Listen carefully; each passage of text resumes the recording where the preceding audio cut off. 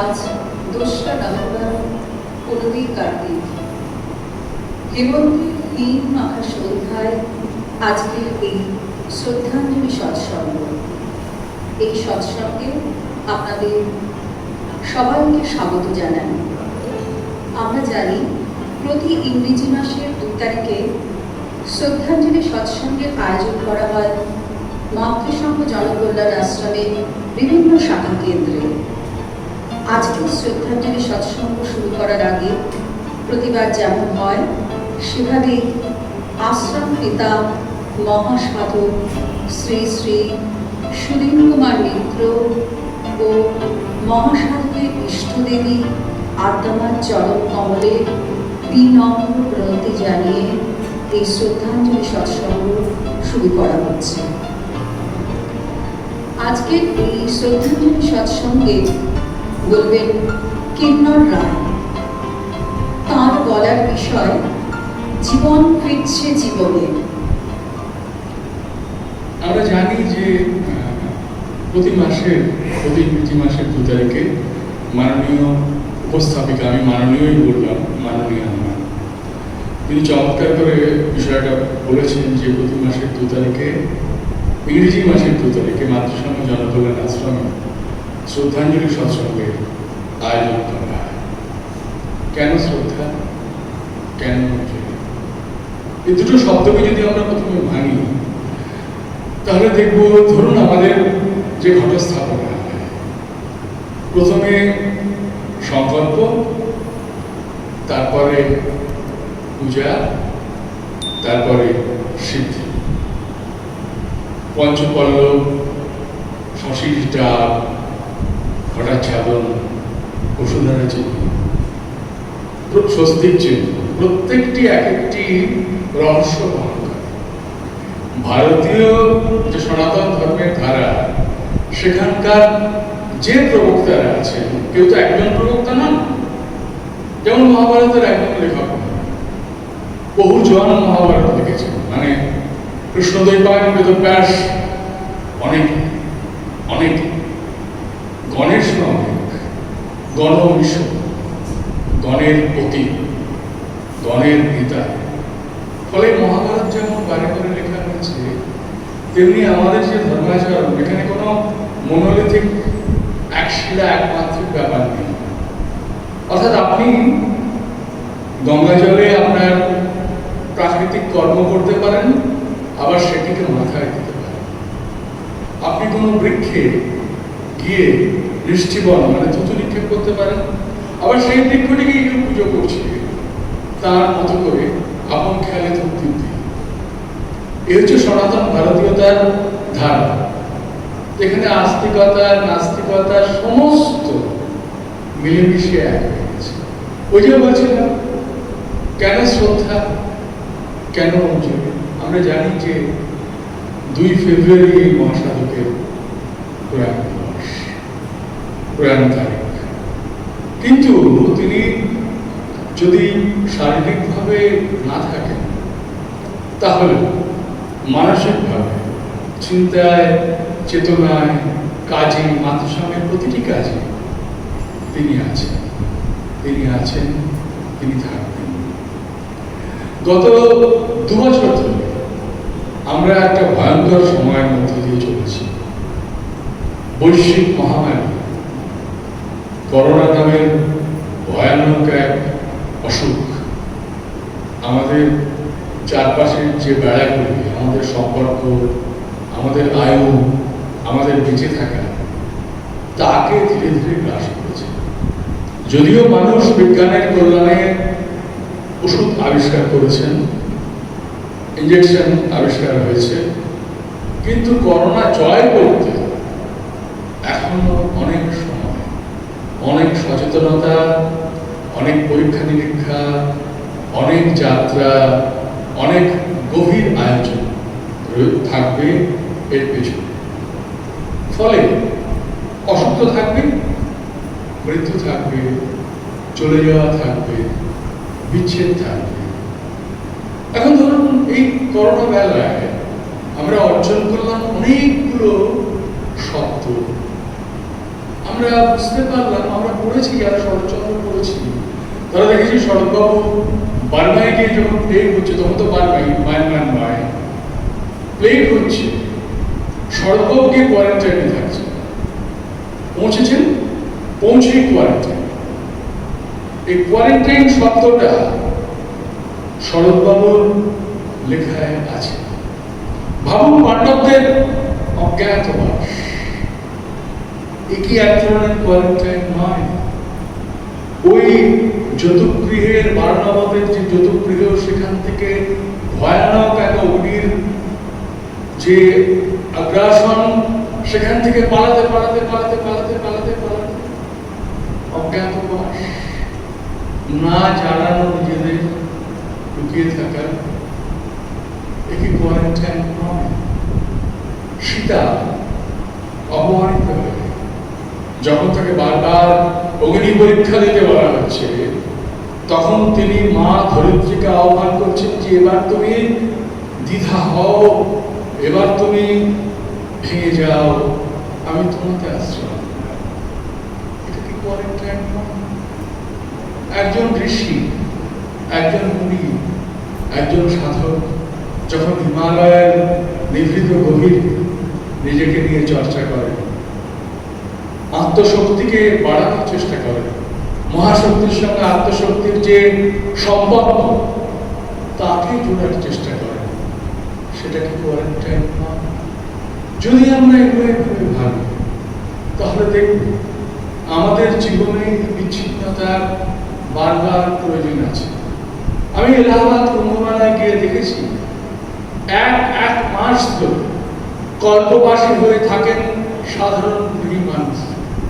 তারা হয়তো একটু বয়স্ক, একটু senior citizen, as a person, কিন্তু গঙ্গার তীরে, মূলত যমুনার তীরে, তারা এক মাস ধরে, ওই যে প্রয়াগের কুম্ভমেলা চলছে সেখানে ওইভাবে নিজেদের যাপনে থাকেন, যার নাম কল্পবাস।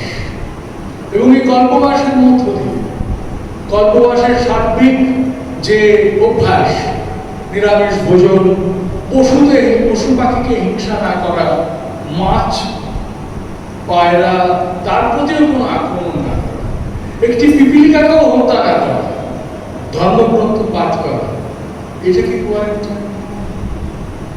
যখন বিশ্ব শুয়ে আছেন সরসজ্জায়, যুদ্ধ চলেছে, জ্ঞাতি যুদ্ধ, ভয়ঙ্কর যুদ্ধ, আত্মঘাতী জ্ঞাতি যুদ্ধ, বিশ্ব দেখছেন সেই যুদ্ধের ভয়ঙ্কর পরিণাম।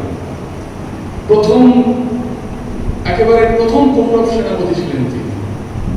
যেহেতু তার ইচ্ছা মৃত্যু, তাকে বাণবিদ্ধ করে মাটিতে ফেলে দেওয়া হয়েছে, তিনি সরসজ্জায় শুয়ে রয়েছেন, চারপাশে অনন্ত বিষাদ, একের পর এক প্রিয়জন মারা যাচ্ছে, হাতি, ঘোড়া, ভাঙা রথ, রক্তের স্রোত, সমস্ত কিছু গ্রাস করছে মহাভারতীয় মৃত্যুবোধকে। বিশ্ব যে এভাবে আছেন, এটা কি কোয়ারেন্টাইন? আসলে নিজেকে নিজের থেকে সরিয়ে রাখা, নিজেকে এই বৈশ্বিক মহামারী আমাদের বাধ্য করেছে লকডাউন, কোয়ারেন্টাইন ইত্যাদির মধ্য দিয়ে যেতে। আমরা অনেক বৈশ্বিক মহামারী পেরিয়ে এসেছি। 100 বছর আগে স্প্যানিশ ফ্লু এসেছিল, এশিয়াটিক কলেরা এসেছিল, সার্স এসেছিল, ইবোলা এসেছিল। এরকম বহু বহু বহু সংক্রমণের মধ্য দিয়ে অ্যানথ্রাক্স এসেছিল, পশুদের মধ্যে হলো, তো সেই মাংস খেয়ে, বা বার্ড ফ্লু, সেই সংক্রমিত পাখি খেয়ে মানুষের অসুখ হচ্ছে, আমরা এসেছি। এবং তার মধ্যে দিয়ে কিন্তু ওই জীবন ফিরছে, জীবন থেমে থাকে। মনে পড়ে রবীন্দ্রনাথের কথা, মহাসাধক শ্রী সুধীর কুমার মিত্র অসম্ভব শ্রদ্ধা করতেন। তিনি বহু গুণীকেই শ্রদ্ধা করতেন। তার মন ছিল একেবারে উদাত্ত খোলা মাঠের মতো, সবাই এসো, সবাই ভালোবাসে, এই কথাটা তিনি বলার চেষ্টা করেছেন। অন্তত আমার যা মনে হচ্ছে, আমার দৃষ্টতা নেবেন না, আমি অত্যন্ত সামান্য মানুষ, কিন্তু আমার মনে হয় তাকে প্রচুর চর্চা করা দরকার। প্রচুর চর্চা করলে প্রতিদিন একটা করে দরজা করবে, প্রত্যেক দিন দরজা করে যাবে যে আসলে মহাসাগর কি করতে চেয়েছিলেন, কি করতে চেয়েছিলেন। তো রবীন্দ্রনাথ, তার অত্যন্ত প্রিয় পুত্র শমীন্দ্রনাথ চলে গেছে, মারা গেছে। কবি সৌভাগ্য, অসম্ভব দার্শনিক মেধা সম্পন্ন একজন মানুষ এই রবীন্দ্রনাথ, যিনি লক্ষ বছরেও তার মতো মানুষ জন্মাবেন। এবং ইউরোপ হলে, আমার তো মনে হয় ইউরোপ হলে বেলজিয়াম বা পর্তুগাল কিংবা গ্রিস, এরকম ছোট কোনো দেশ, তার নাম হয়ে যেত রবীন্দ্রনাথ। আসলে রবীন্দ্রনাথ ফিরছেন, সময় মারা গেছে, বাইরে আগুন জ্যোৎস্না। রবীন্দ্রনাথ সেই জ্যোৎস্নার দিকে তাকিয়ে ভাবছেন, পৃথিবীর কিছুই তো থেমে নেই, তাহলে আমি কেন এই শোভাযাত্রার মধ্যে দিয়ে অনন্ত পথের দিকে যাই? আমার তো ভাবা উচিত যে পৃথিবীতে সবই অনিত্য, আমি থাকবো না, সমীও নেই। ফলে এই দুঃখের স্রোত, দুঃখের কথা, দুঃখের বার্তা তার চোখের সামনে অন্য এক অনুভব নিয়ে জেগে উঠল। আমরা দেখেছি করোনা হওয়ার পর মানুষ লকডাউনে গেছে, স্বাভাবিকভাবেই গেছে। তখন ভেনিসের যে জলাশয়, তার মধ্যে ফিরে এসেছে হাসি। মুম্বাইয়ের উপকূল তটে সবই আমরা দেখেছি, সবাই ফেসবুক দেখিয়েছে, টেলিভিশন দেখিয়েছে, মুম্বাইয়ের উপকূল তটে ফিরে এসেছে ডলফিন। বারাকপুরে দেখা গেছে ময়ূর, হাতিরা নেমে এসছে অত্যন্ত আনন্দে, ফুলেরা ফুটছে। কলকাতা তো বটেই, কলকাতার আশেপাশে কলকাতার রাতের আকাশ জোনাকিতে ঢেকে গেছে। সকালবেলায় হারিয়ে যাওয়া পাখিরা গেয়েছে গান। তাহলে প্রকৃতি কি কোনো ভারসাম্য চাইছিল? এই যে অবাধ অবৈধ লুণ্ঠন, জয় জয় জয়, আমি হিমালয় জয় করলাম, আমি উত্তর মেরু দখল করলাম, আমি দক্ষিণ মেরু দখল করলাম, সমস্ত জায়গায় তারা পেট্রোলিয়াম খুঁজছি। উত্তর মেরুতে, দক্ষিণ মেরুতে, সাগরের নিচে তো পেট্রোলিয়াম আছে, সেই পেট্রোলিয়াম বার করার চেষ্টা করছি আমার ভোগের জন্য। আমি ভোগ করব, আমি আমি আমি এক সর্বগ্রাসী আমিত্ব। সুধীর কুমার মিত্র মশাই এই আমিটিকে ছেড়ে দিয়েছেন। তিনি আমির প্রকাশকে আমরার মধ্যে নিহিত করেছিলেন। দেখেছিলেন আদ্যা মায়ের মুখশ্রীতে বিশ্ব প্রকৃতির ছায়া। তাই তো তিনি বলতে পারেন, মানুষ শব্দের প্রথম অক্ষরটাই যে মা, তাই মানুষকে উপেক্ষা করে কখনো মাকে পাওয়া যায় না।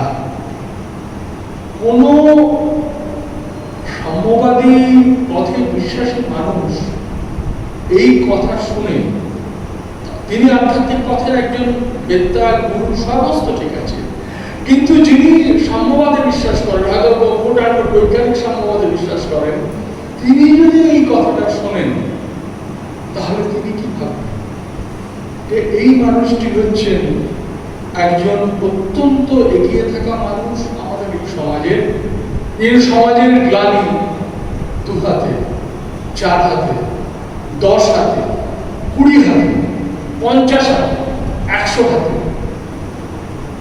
বিতাড়িত করতে চাইছেন, সরিয়ে দিতে চাইছেন। বিতাড়িত শব্দটা হয়তো ঠিক না সুধীর কুমারের পক্ষে, কেন তিনি প্রেমময় মানুষ। এই 4টে, 6টা, 8টা, 10টা, 12টা, 16টা, 18টা, 20টা, 22টা, 50টা হাত কার? এই হাত আদ্যা মায়ের। এই হাত আজকে যারা আশ্রম পরিচালনা করছেন, আজকে যারা আশ্রমকে নিয়ে চলেছেন মানুষের সেবায়, ওই মানুষ শব্দের প্রথম অক্ষরটাই যে মা, তাকে বিশ্বাস করে এই হাত তার।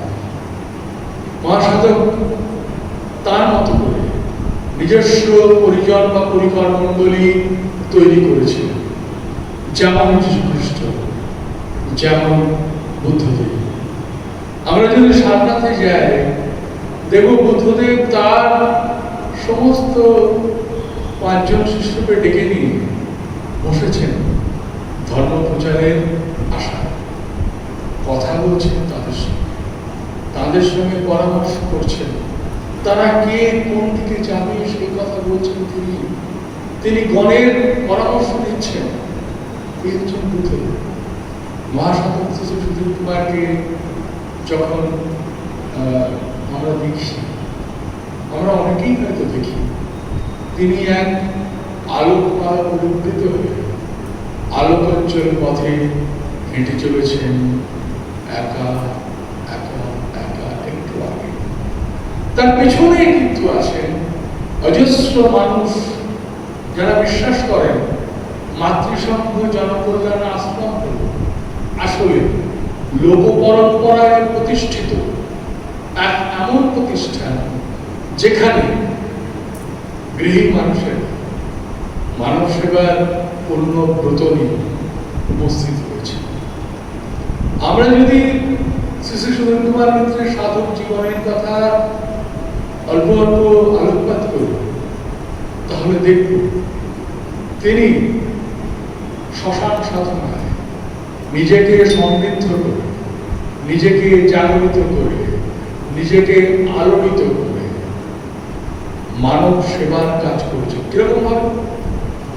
যেভাবে সাধক বামদেব মানুষের রোগ শোষণ করতেন, রোগকে নিয়ে নিতেন, যেভাবে জেসাস কুষ্ঠরোগীদের সারিয়ে তুলতেন তার পরম কল্যাণ স্পর্শ, মহাসাধক শ্রী সুধীর কুমার মিত্রের জীবনে এমন অনেক ঘটনা আছে যেখানে মায়ের কোলে তিনি ফিরিয়ে দিয়েছেন তার সন্তানকে, স্ত্রীর কোলে ফিরিয়ে দিয়েছেন, স্ত্রীর বাহুতে ফিরিয়ে দিয়েছেন তার সহজীবনের মানুষ, তার স্বামীকে, স্বামীর কাছে ফিরিয়ে দিয়েছেন স্ত্রীকে।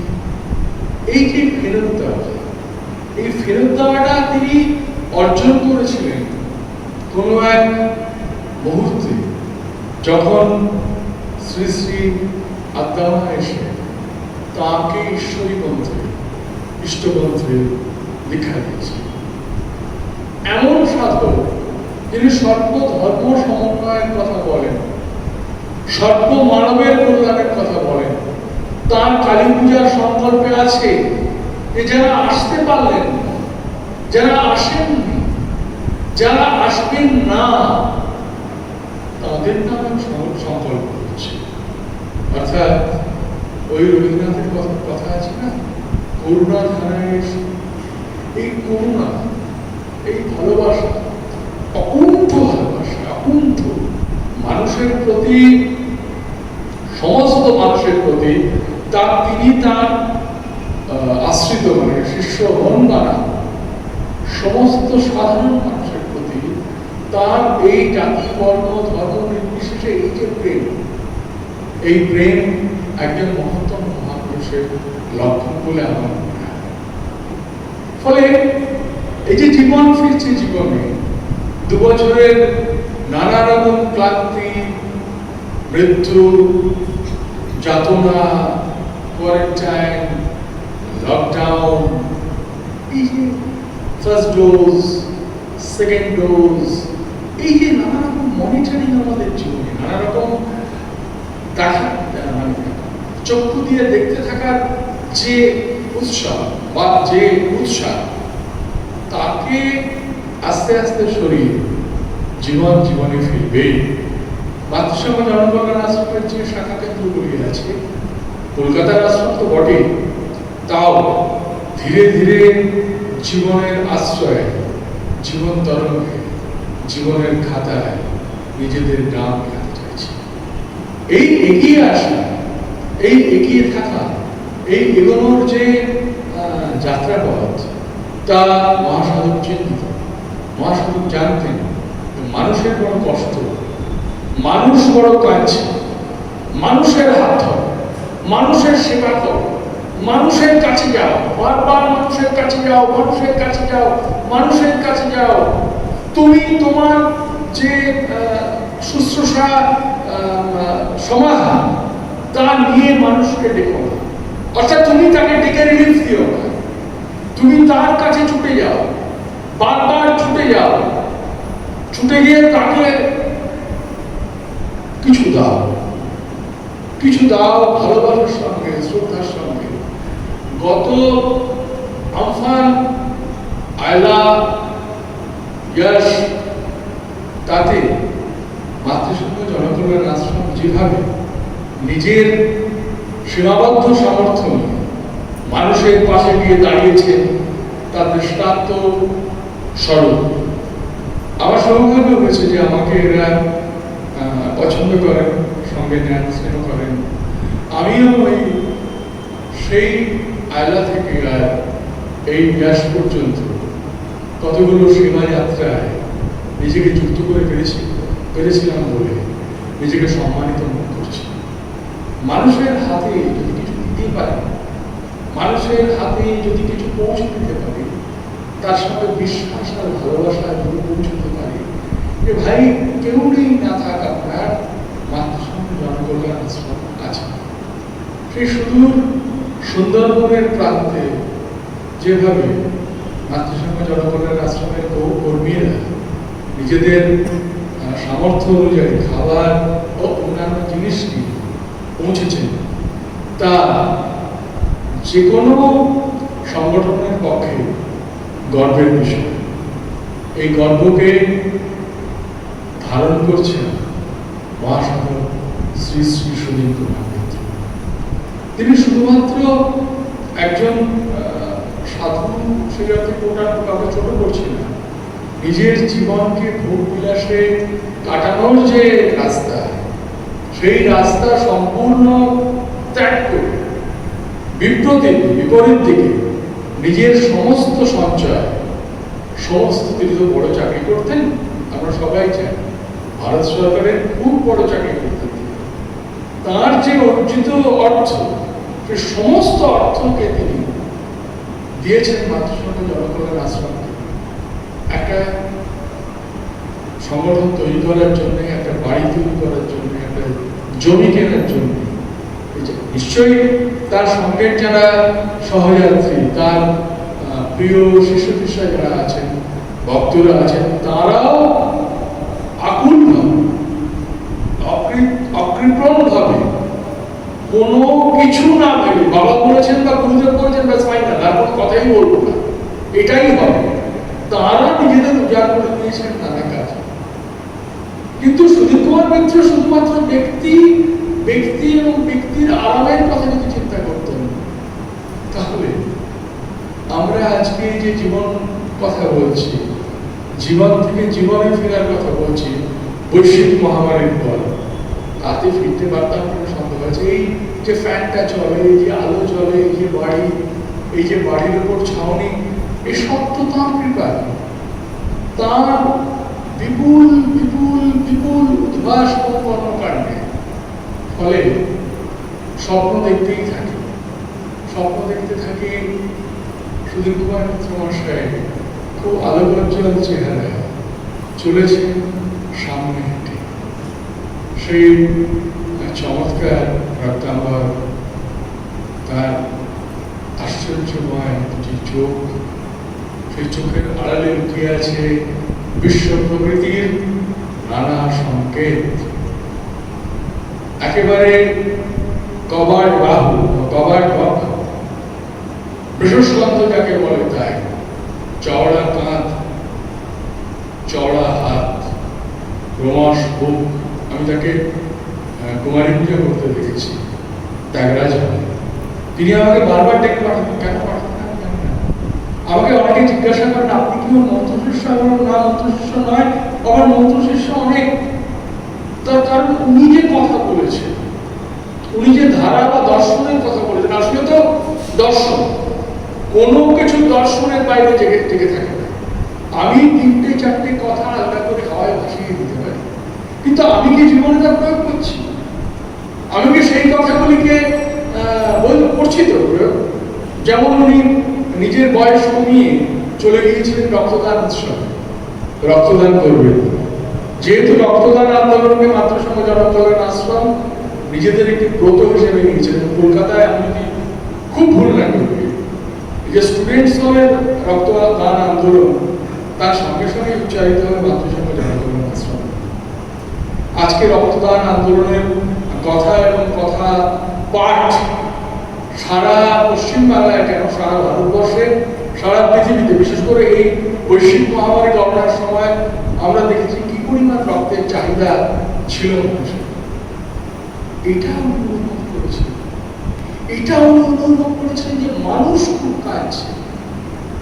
বড় দেশ আমাদের, মানুষের অন্ন নেই, বাসস্থান নেই, বস্ত্র নেই, চাকরি নেই, সর্বত্র এক নৈরাজ্য আর নৈরাজ্যের হাহাকার। শ্রী গুরুদেব তাঁর যে আধ্যাত্মিক প্রভাব এবং নিজের যে আর্থিক সামর্থ্য এবং সাংগঠনিক ক্ষমতা, তা দিয়ে এমন একটি সংগঠন করতে চাইলেন যে সংগঠন জীবনের কথা বলে যাবে বারবার, বারবার জীবনকে স্পর্শ করবে। হে জীবন, হে মহাজীবন, জেগে উঠুন, জেগে উঠুন, জেগে উঠুন। যেভাবে একজন শ্মশান তান্ত্রিক শবদেহকে জাগায়, জাগো জাগো, যেভাবে একজন সাধক তার ইষ্টদেবী বা ইষ্টদেবতাকে জাগায়, জাগো জাগো জাগো জাগো, তার স্পর্শের মধ্য দিয়ে, তার ভালোবাসার মধ্য দিয়ে, তার আকুতির মধ্য দিয়ে, তার মন্ত্রের মধ্য দিয়ে, সেভাবে মানুষের সেবার কথা বারবার বলেছেন, বারে বারে উচ্চারণ করেছেন। ভাই আসুন সবাই মিলে কাজ করুন, কখনো আমি নয়, কখনো আমি নয়,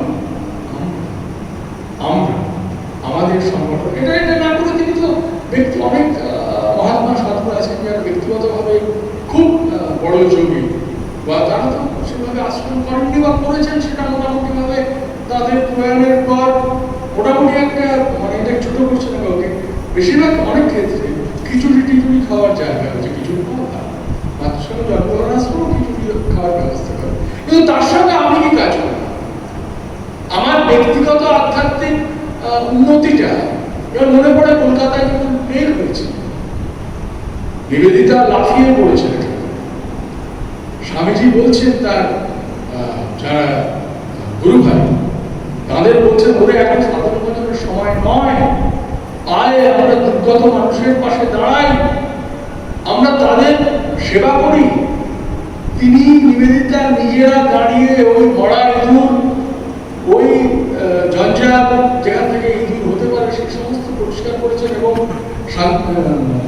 রামকৃষ্ণ মিশনের গুরু ভাই এ ভুলে গেলে চলবে, শুধুমাত্র নিষ্কাম কর্ম। হ্যাঁ, নিষ্কাম কর্ম তো আছেই, আমাদের গীতায় বারবার বলা হয়েছে নিষ্কাম, কিন্তু অর্জুনকে তো যুদ্ধে নিয়ে গেছিলেন বাসুদেব, নিয়ে যান, বিশ্বরূপ দেখান, বিশাল যুগের যে মহান উচ্চারণ তাকে করেননি শ্রীকৃষ্ণ, করেছে। বা চণ্ডীর অর্গলাস্তত্র যখন আমরা পড়ি, পাঠ করি মন দিয়ে, বারবার বারবার সেখানে বলা হচ্ছে অসুর বিজয়ের কথা। অসুর আমার গভীরে আছে।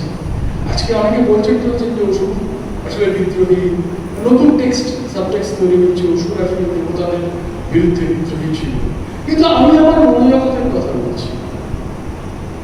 সুরত, বিধস, এদের যে যোগাযোগ তা কিভাবে চণ্ডীতে পরিস্ফুট হয় তা তো আমাদের জানা দরকার। সুরত রাজা, সমাধি বৈশ্য, বিধস, এর সামগ্রিক যে যোগাযোগ সব মিলিয়ে শ্রী শ্রী চন্ডিকা, শ্রী শ্রী একে বারবার করতে হবে। ওই টেক্সট সাবটেক্সট, টেক্সট সাবটেক্সট, মানে এর ভেতরে কোন তর্ক আছে? গুরুদেব কেন মাতৃসংঘ জনকল্যাণ আশ্রম করবে? আজকে আমার মতো একজন অতি দীন অক্ষর কর্মী, যাকে মাতৃসংঘ জনকল্যাণ আশ্রম খানিকটা আশকারা দেন, ভালোবাসেন, আমার পারিবারিক বিপদ আপদে তারা দাঁড়িয়েছেন আমার পাশে। তো আমি কেন কথা বলতে পারছি যে জায়গায় এসে জীবন ফিরছে, জীবনে যদি না থাকতো, উনি যদি জীবন চৈতন্যের কথা না বলতেন, উনি যদি জীবনের স্রোতের কথা না বলতেন, সবাইকে ডেকে বুক না দিতেন, কত বড় প্রশস্ত বুক ডেকে সবাইকে দিয়েছেন, আসুন ভাই, আসুন ভাই, আসুন ভাই, আসুন।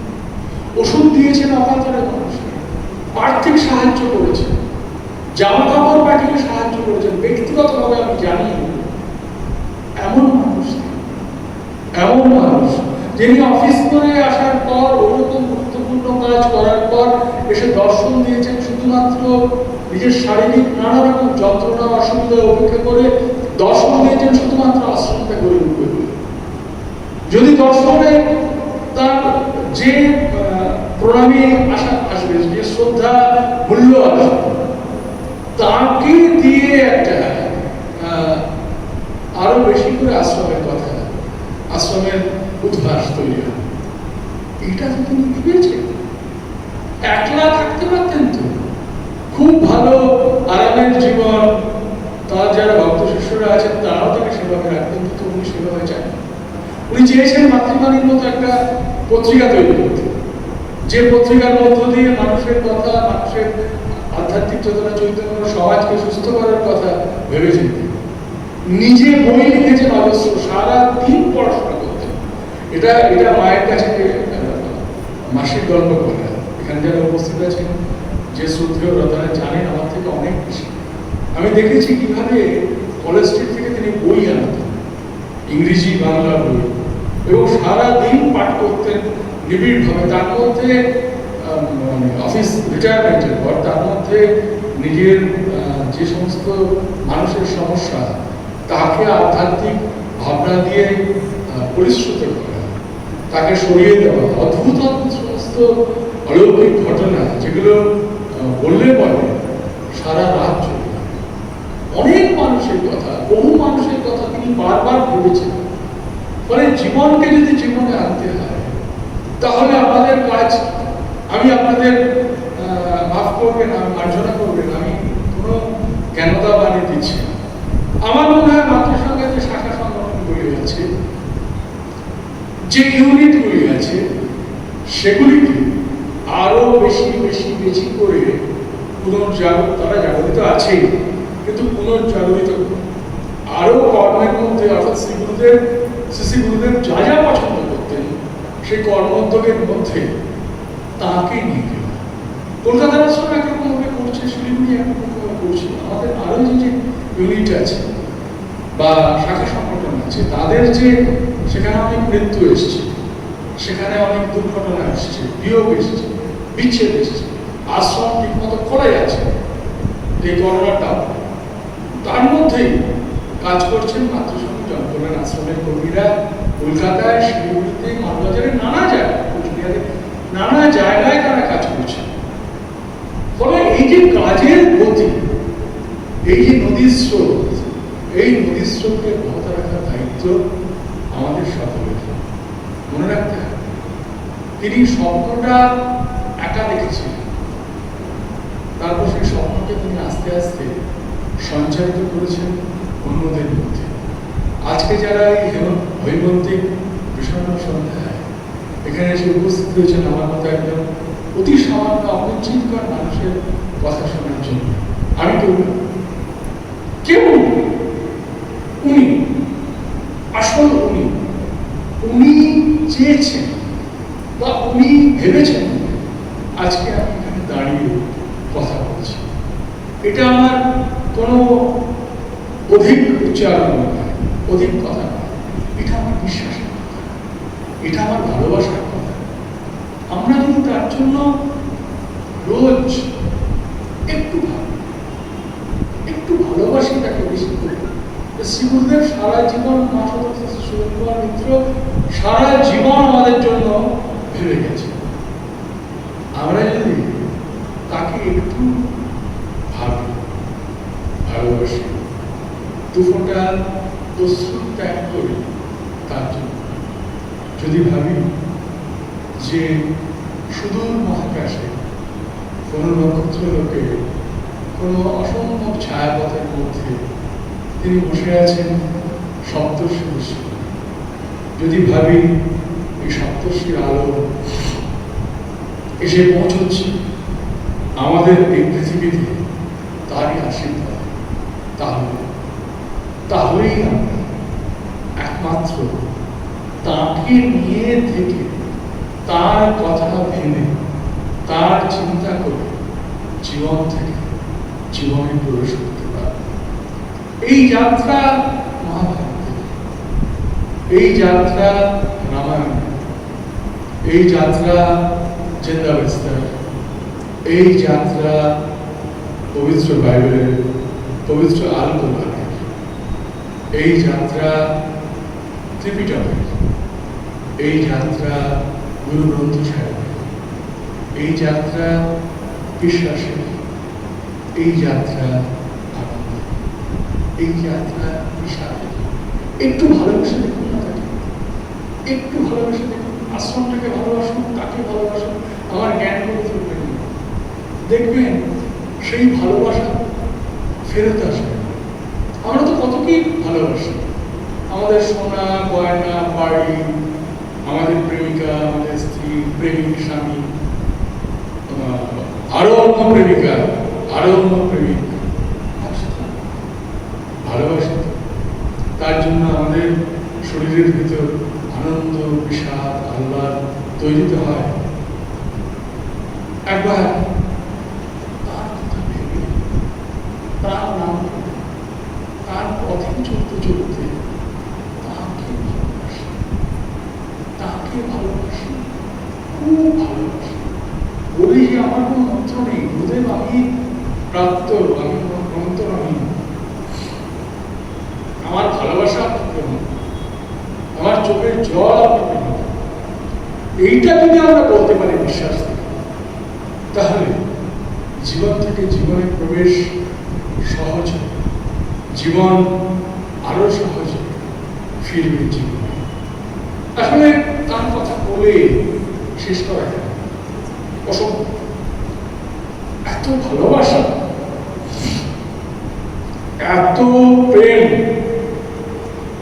এত সৌভাগ্য, এত ভ্রাতৃত্ববোধ, জেসাসের মতো ক্রস কাঁধে নিয়ে চলার যে অভিজ্ঞতা, যে অভিজ্ঞতার মধ্য দিয়ে তিনি সারা জীবন নিজেকে নিজেকে নিজেকে কেবলই আশ্রমের জন্য, কেবলই মানুষের জন্য, কেবলই মানুষের ভালোবাসার জন্য, মানুষকে ভালোবেসে, দেশকে ভালোবেসে, দেশের ভালো করার জন্য যে কাজটি তিনি করেছেন, সেই কাজের কোনো মূল্যায়ন করার যোগ্যতা আমার মতো অতি সাধারণ জনের নেই। মানে এটাকে জানেন তো, এটা ফুটকাটি দিয়ে হিমালয় পাওয়ার চেষ্টা, কিন্তু তবুও তো পিঁপড়ে ভাবে যে এই পাহাড়টা কোনদিন করি বলে সে হাঁটতে বাইতে থাকে পাহাড়ের গা, এবং কোনো না কোনো একদিন পিঁপড়ে বিশ্বাস করে যে সে ওই পাহাড়কে পেরিয়ে যায়।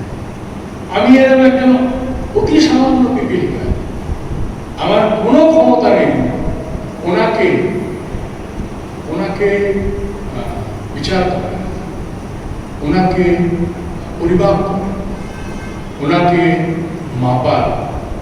আমি কি করতে পারি? আমি বলতে পারি শুধু আপনি আমাকে একটু ভালোবাসুন, আর আমি আপনাকে অনেকটা